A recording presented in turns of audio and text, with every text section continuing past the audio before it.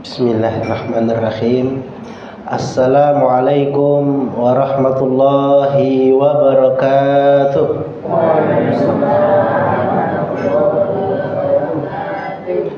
Alhamdulillahi rabbil alamin. Wabihi nasta'inu ala umuri dunia wa din. Allahumma salli wa sallim ala sayyidina Muhammad nurika sari wa madadikal jari wajma'na bihi fi kulli atwari wa ala alihi wa sahbihi ya nur amma ba'du.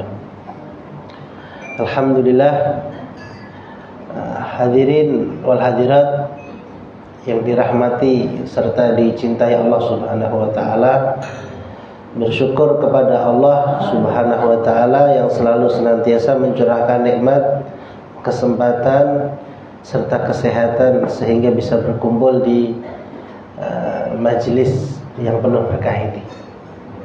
Tak lupa salawat serta salam selalu senantiasa tercurahkan kepada junjungan kita Nabi Agung Muhammad sallallahu alaihi wa ala alihi wasallam. Bapak Ibu ingkang rawuh ingkang dimuliakan Allah Subhanahu wa taala, kula kenalan riyen nggih. Nama saya Ahmad Sofi, ya, teman dari Ustadz Hasan Fatoni. Dipanggil biasanya Sofi gitu. Ya. Asli lahiran Kalimantan Selatan.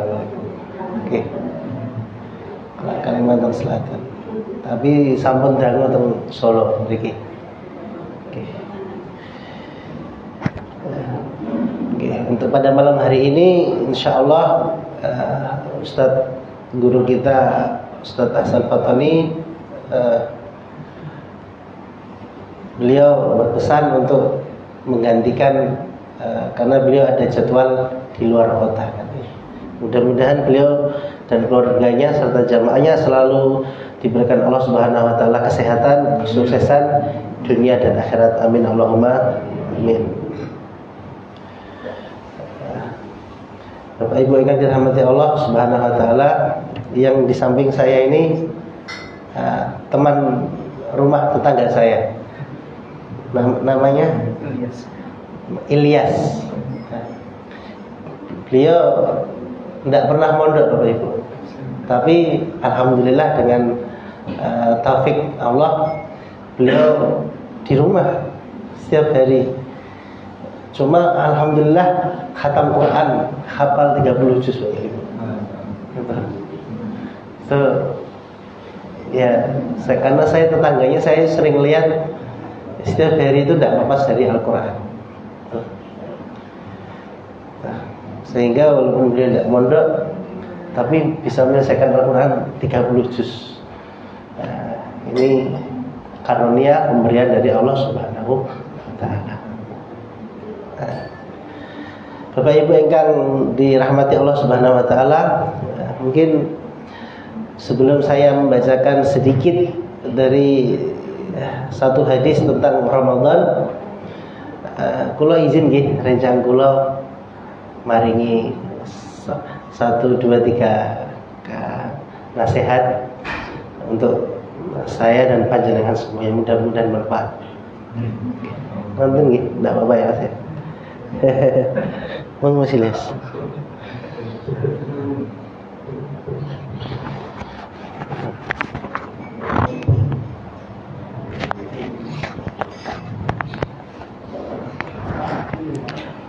Bismillahirrahmanirrahim. Assalamualaikum warahmatullahi wabarakatuh. Alhamdulillahirabbil alamin, wassalatu wassalamu ala asyrofil anbiya wal mursalin wa ala alihi washabbihi ajmain. Alhamdulillah, Bapak Ibu yang dirahmati oleh Allah Subhanahu wa taala. Kula niki sakjanipun santrinipun Ustaz Sofi niki. Alhamdulillah sampun diparing wekdal saged sareng-sareng tumindak kesainan. Alhamdulillah pada kesempatan kali ini insyaallah saya akan berbagi ilmu dengan panjenengan semuanya, bahwa Allah Subhanahu wa taala telah memberikan kita banyak kenikmatan, dan kenikmatan yang Allah berikan kepada kita ini kalau kita hitung satu persatu ini tidak akan mampu. Karena Allah Subhanahu wa taala firman, "Wa in ta'uddu ni'matallahi la tuhsuha." Jika kalian akan menghitung nikmat yang aku berikan kepadamu, maka kamu tidak akan sanggup. Maka hadir depan Allah Subhanahu wa taala hari ini, marilah kita introspeksi diri kita, banyak syukurnya atau banyak sambatnya. Nanti bisa kita sadari, kita bisa bernafas melalui hidung kita, kita bisa menjamkan mata kita untuk kita gunakan untuk tidur, kita bisa menggunakan langkah kaki kita untuk pergi ke pasar untuk belanja, kalau bapak-bapak mungkin untuk bekerja. Nah, ini adalah karunia dari Allah Subhanahu wa taala. Dan hadirin yang dimuliakan Allah Subhanahu wa taala, ini hanyalah satu bagian rahmat yang Allah berikan untuk hamba-Nya di dunia ini. Maka dalam lafaz Bismillahirrahmanirrahim, Allah mempunyai sifat Ar-Rahman dan Ar-Rahim. Sifat Ar-Rahman, Allah Maha Pengasih. Ini adalah satu bagian dari 100 rahmat yang dimiliki oleh Allah. Ini Allah turunkan untuk semua umatnya di dunia ini. Bukan hanya umat Islam saja, umat non-Islam juga Allah berikan rahmat, bisa berkasih sayang satu sama lain. Anak mencintai kedua orang tuanya, juga orang tua mencintai kedua anaknya. Binatang buas, harimau itu makannya daging tapi tidak memakan anaknya. Nah, ini adalah satu bagian rahmat yang Allah turunkan untuk hamba-Nya. Ini bisa merangkul semuanya. Kasih sayang yang ada di sekitar kita ini hanya satu kecil bagian dari sifat Ar-Rahman ya Allah. Kemudian Allah Subhanahu wa taala punya sifat Ar-Rahim. Ini adalah 99 rahmat dari 100 rahmat yang dimiliki oleh Allah. Itu diberikan ketika nanti di yaumil akhir nanti, di hari kiamat. Tapi Allah berikan khusus untuk hamba-hambanya yang beriman saja. Nah, ini adalah karunia yang sangat besar dari Allah Subhanahu wa taala. Yang satu umat ini bisa merangkul semuanya, semua makhluk hidup dunia ini, apalagi yang 99 rahmat yang nanti Allah Subhanahu wa taala berikan nanti di akhirat nanti. Maka hadis yang dimakan Allah Subhanahu wa taala, maka jangan kaget kalau ada istilah dunia itu adalah penjaranya orang-orang yang beriman, tapi surga bagi orang-orang kafir. Maka hadis dari Allah Subhanahu wa taala, marilah kita fastabiqul khairat, kita berlomba-lomba kebaikan. Apalagi nanti akan datang bulan yang mulia, bulan Ramadan. Rasulullah SAW bersabda dalam hadisnya, tufattahu fi abwabul jannah wa tughlaqu fihi abwabun nar wa tusaffadu fihi sayatin wa yunadi fihi munadi kulla lailah ya bagiya khairi halum wa ya bagiya sari aksir hatta yunqadiya Ramadan. Bulan di mana dibuka pintu-pintu surga, ditutup pintu-pintu neraka, setan-setan dibelenggu, dan berserulah malaikat, wahai pencari kebaikan, sambutlah, wahai pencari kejahatan, berhentilah. Demikian sampai berakhirnya Ramadan. Hadis riwayat Ahmad. Maka hadirin Allah Taala, maka jangan kaget ya juga kalau bulan Ramadan datang, tiba-tiba orang yang biasanya malas sholat malam jadi rajin sholat malam. Biasanya begadang untuk nonton sepak bola, tapi ini begadang untuk sahur. Nah, tapi sahurnya jangan sampai salah. Sahurnya kalau disambil nonton TV yang isinya jogetan, ya mohon maaf, nanti pahalanya kurang. Nah, Rasulullah SAW wabil ashari hum yastaghfirun. Dalam sahur kita banyak-banyak untuk beristighfar kepada Allah Subhanahu wa taala. Mungkin itu saja dari saya. Wassalamualaikum warahmatullahi wabarakatuh.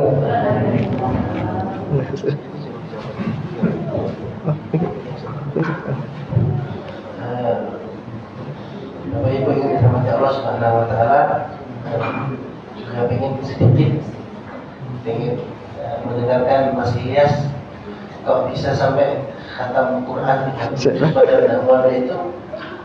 Bapak itu gimana cara memprogram waktu atau setelahnya sama siapa bisa selesai sampai gimana, kisah sedikit cerita.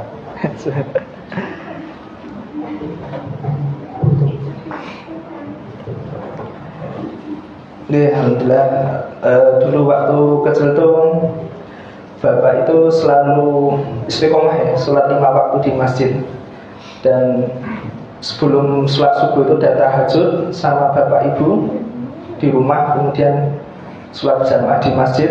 Dan bapak itu setelah sholat subuh nggak akan pulang sebelum waktu isya tiap hari. Jadi buat amalan dikir pagi petang, kemudian ngaji 1 juz dan surat-surat amalan lainnya. Nah itu dipraktekkan orang tua saya, tujuannya untuk nyontoni anaknya itu. Pada waktu itu alhamdulillah bapak saya sama ibu saya itu istiqomah sampai sekarang buat amalan seperti itu. Kemudian dari situ saya kecil dididik baca Quran itu dari orang tua saya, baca Iqra, bukan dari orang lain.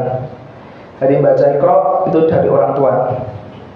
Kemudian setelah TK itu bisa baca Quran, langsung ditakror juz amal. Orang tua juga dihafal juz 30, juz amal itu dengan orang tua. Itu juga sampai juz 1 sama orang tua. Jadi pada subuh tuh orang tua dampingi, terutama pada waktu dijabah pada subuh sama pada maghrib terutama. Pada maghrib sholat di masjid, kemudian pada maghrib langsung megang Al-Quran, disemak langsung oleh bapak saya sampai isya.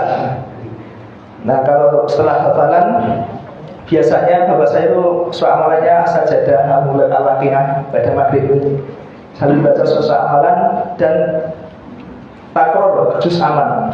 Dia juz amal juz 1 juz 29 itu hafal di usia dini TK. Kemudian alhamdulillah pada waktu usia menjelang dewasa, usia 12 tahun SMP, saya baru berguru ke kiai di Pondok Darul Huda Banaran, mulai memperdalam hafalan lagi juz 2, juz 3 dan sampai selesai. Jadi pada waktu itu setiap pada subuh minimal harus bisa menambah hafalan 5 baris pada ditarget. Dan pada waktu sekolah guru saya berpesan pada waktu istirahat kamu harus murojaah dan disangoni Al-Quran saku yang kecil itu dikantongi. Jadi kalau mau pegang Quran seayah-ayah kan bisa, oh ini ada Quran, buka dari sakunya gitu. Jadi pada waktu istirahat murojaah, pulang sekolah istirahat, pada maghrib hafalan lagi. Nah kemudian sekitar seminggu sekali apa 2 kali sowan ke pondok ke kiai itu untuk setoran hafalan. Seminggu itu 2 halaman atau 3 halaman istiqomah pada waktu itu. Jadi di sekolah di SMP Al-Ihsan itu sama kiai saya disimak, begitu juga di pondok juga disimak, di rumah sama bapak saya. Alhamdulillah berjalan selama kurang lebih 6 tahun sampai usia SMK dulu. SMK 2 negeri saya. SMK yang negeri 2 Manahan itu. Tapi kalau di rumah sama orang tua pada waktu akhir pekan di pondok semaan sama kiai. Ada waktu kuliah saya juga berguru lagi ke Ustadz Nur Khotib main di daerah Bulog itu juga sempat murojaah pulang. Jadi Al-Quran itu dijaga sampai akhir hayat nanti. Saya setorkan lagi juz 1 sampai juz 30 sama Ustaz Nur Khotib pada kuliah dulu itu. Jadi wirawiri meskipun tidak full mondok, tapi keberkahan dari amalan orang tua dan istiqomahan Dari keluarga saya alhamdulillah Allah berikan kemudahan dan bimbingan Ustaz Taufik juga di masjid, kadang juga nyimak apa saya juga. Mungkin itu bisa dibarengi dengan amalan-amalan soleh yang ada di keluarga kita. Insya Allah nanti sangat mendukung. Dan jangan bosan-bosan untuk terus mohon petunjuk pada Allah Subhanahu wa taala supaya Allah memberikan kemudahan kepada kita. Begitu Ustaz.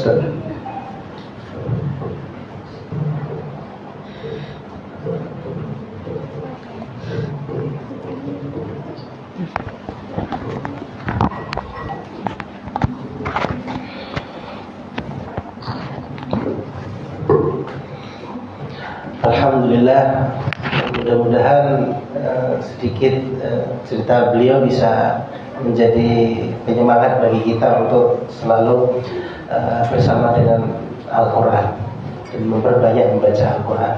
Kalau kata-kata guru-guru kita dulu di pesantren, semakin banyak kita membaca Al-Quran, semakin banyak rezeki yang kita dapatkan atau kebaikan-kebaikan, karena semakin banyak.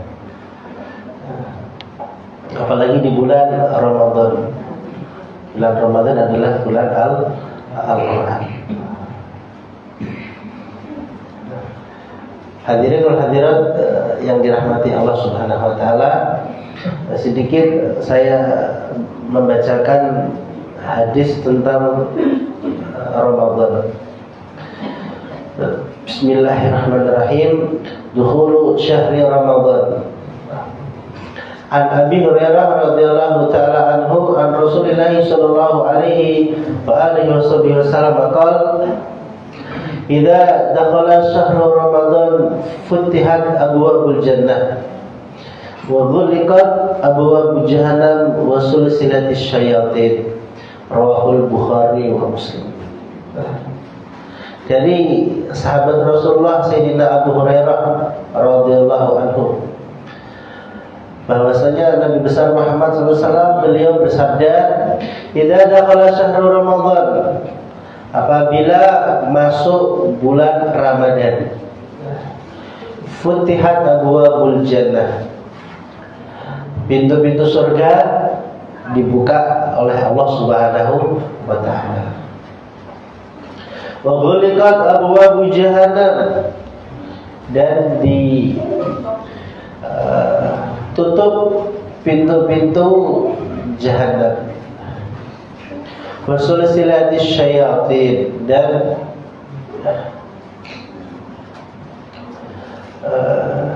sulsilatis syayatin itu dirantai setan-setan.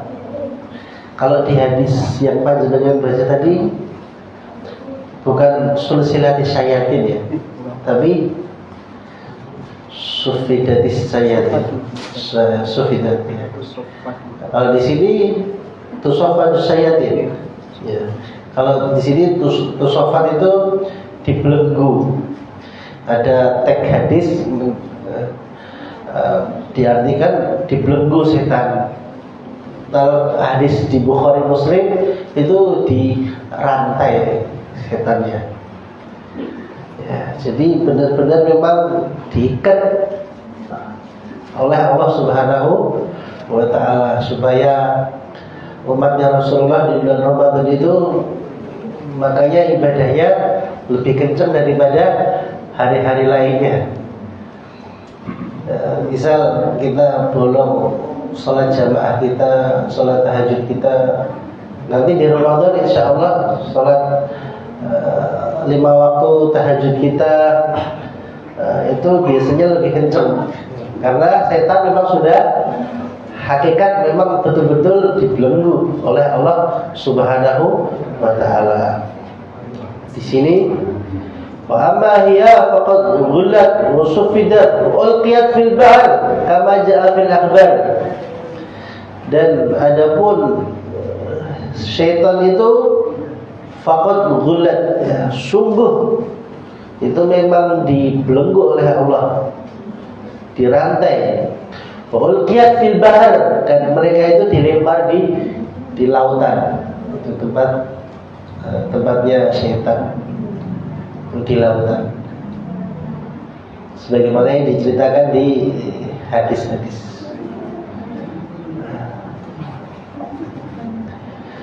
Idza dakhala syahrul Ramadan futihat abwabul jannah. Apabila masuk bulan Ramadan, futihat abwabul jannah. Pintu-pintu surga dibuka oleh Allah Subhanahu wa taala. Kalau di dalam kitab namanya Mawahibul Manan. Ini kitabnya tipis. Cuma yang mengarang 2 orang, setengahnya pengarangnya Sayyid Muhammad Mustafa. Yang kedua Syekh Umar Husain Al-Khatib. Di dalam kitab tersebut itu ada perbedaan para ulama tentang dibukanya pintu surga. Ada memang sebagian ulama menceritakan itu memang surga itu ada pintunya, betul-betul ada pintunya, dan Allah tutup, sehingga ketika di bulan Ramadan memang dibuka oleh Allah Subhanahu wa taala gitu. Begitu juga pintu-pintu neraka, ada pintunya dan dibuka dan ditutup. Tapi sebagian para alim ulama mereka berpendapat apa manfaatnya surga sama neraka ditutup, belum kiamat, belum dimasukkan ke surga dan neraka orang-orangnya.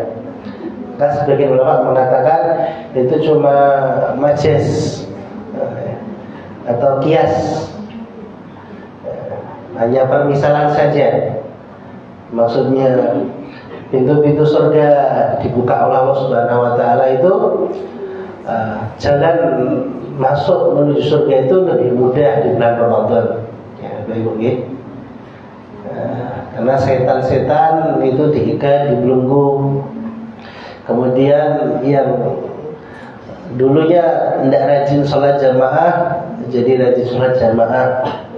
Yang dulunya tidak pernah tahajud ditambah sholat tarawih, sholat witir, memperbanyak membaca Al-Quran. Itu semua amalan tersebut adalah amalan yang menggiring panjenengan semua untuk berpotensi besar bahwa pintu surga itu dibuka oleh Allah Subhanahu wa taala, dan insyaallah kita mudah insyaallah bareng-bareng husnul khatimah masuk surga. Amin Allahumma amin. Dan begitu juga pintu neraka ditutup, itu kan cuma kias saja, majaz. Maksudnya adalah di bulan Ramadan ditutup karena maksiat kita berkurang. Maksiat kalau kalian panjenengan di luar bulan Ramadan sama di dalam bulan Ramadan itu kayak mana Bapak Ibu? Kata putih, kata di luar Ramadan ya, macam-macam nama. Ya, sholat jamaah, kebablasan waktu nih gitu. Nama boleh. Kempal-kempal kali tiang, buatan sengaja ngerasani gitu, ngelek-ngelek rencang, terus emosi, segala macam maksiat kita lakukan. Dan di bulan Ramadan alhamdulillah kita diberikan kemudahan karena ada suasana bareng-bareng, ada suasana iman di bulan Ramadan. Hadirin Bapak Ibu yang dirahmati Allah Subhanahu wa taala, mari kita mulai sekarang niat memohon kepada Allah Subhanahu wa taala taufik untuk diberikan kekuatan bisa menghadapi bulan Ramadan. Berat Bapak Ibu nanti kalau kita tidak mulai dari sekarang. Kalau guru-guru kita dulu cerita orang-orang soleh zaman dahulu itu setengah tahun sebelum Ramadan mereka sudah memacu diri untuk memperbaiki ibadahnya, memperbaiki atau mengqadha puasa-puasanya, memperbaiki bacaan Al-Qur'annya, menambah waktu untuk membaca Al-Quran, kemudian menjaga sholat jamaah 5 waktu, kemudian dilatih dengan puasa-puasa sunnah, Senin, Kamis, atau puasa Daud, atau puasa Ayyamul Bid, dan lain-lain sebagainya. Sehingga orang-orang soleh dahulu masuk di bulan Ramadan itu tidak kaget, Bapak Ibu, senang dan bahagia karena sudah pemanasan, sudah memacu dirinya untuk menghadapi bulan Ramadan setengah tahun sebelum bulan Ramadan. Nabi Muhammad SAW mengajari kita semua itu 2 bulan sebelum Ramadan, bulan Rajab. Ya, Rasulullah ya sudah memberikan kita contoh untuk semangat puasa-puasa di bulan Rajab, bulan Sya'ban. Kita qadha puasa-puasa kita yang belum pernah kita tinggalkan, sehingga bulan Ramadan tiba, kita semua bisa menikmati nikmatnya sholat, nikmatnya membaca Al-Quran, nikmatnya berzikir, nikmatnya dekat kepada Allah Subhanahu wa Ta'ala.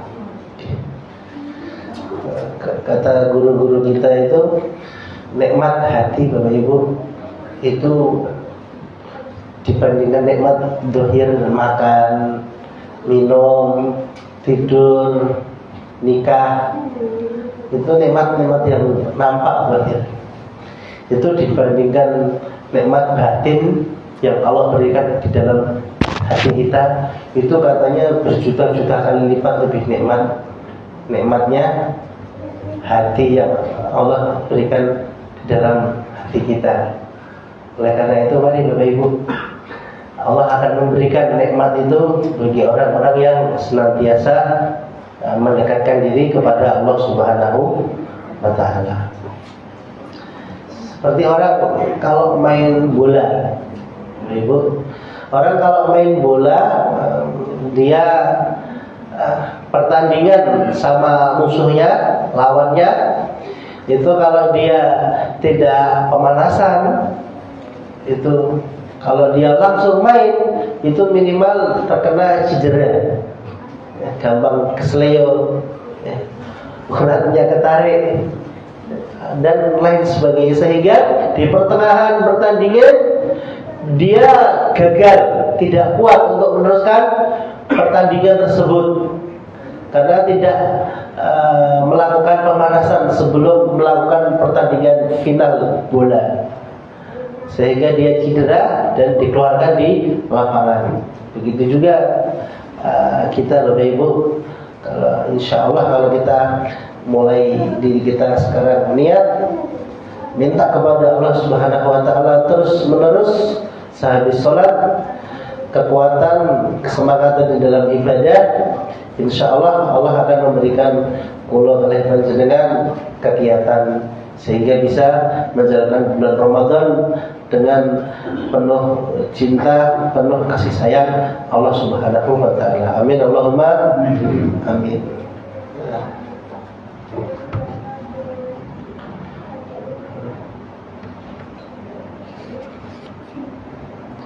Hadirin wal hadirat yang dirahmati Allah Subhanahu wa Ta'ala, Ramadan itu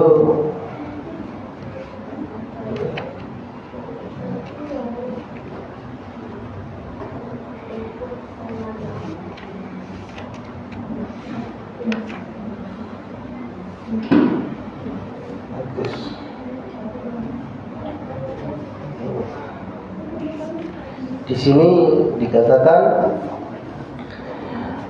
dinamakan bulan Ramadan. Ya. Kenapa dinamakan bulan Ramadan? Karena syiddatul har. Karena di Arab itu kalau bulan Ramadan itu panas sekali Bapak Ibu. Dan alhamdulillah kita dengan izin Allah pernah ya juga pesantren di situ, di Hadramaut Yaman Selatan. Di situ di Yaman sana, di Arab, Jazirah Arab itu kalau bulan Ramadan itu sangat panas Bapak Ibu.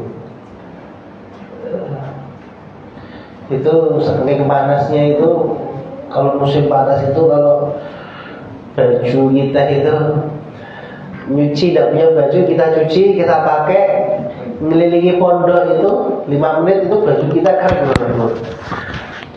Saking panasnya itu langsung kering, subhanallah. Dan saking panasnya itu kalau nginjak ada pasir itu memang 5 menit itu udah tidak kuat kakinya, saking panasnya pasir sana.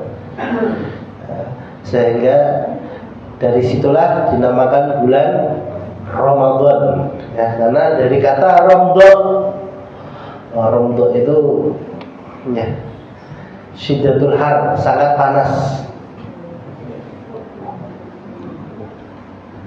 Tapi juga ada yang mengatakan kil, ada mengatakan bukan itu. Ulama mengatakan dinamakan bulan Ramadan karena dari kata yarmiduz dzunub. Karena bulan tersebut dosa-dosa kita itu yarmid, yaitu dibakar oleh Allah Subhanahu wa taala, diampuni, dimaafkan kesalahan kita di bulan Ramadan.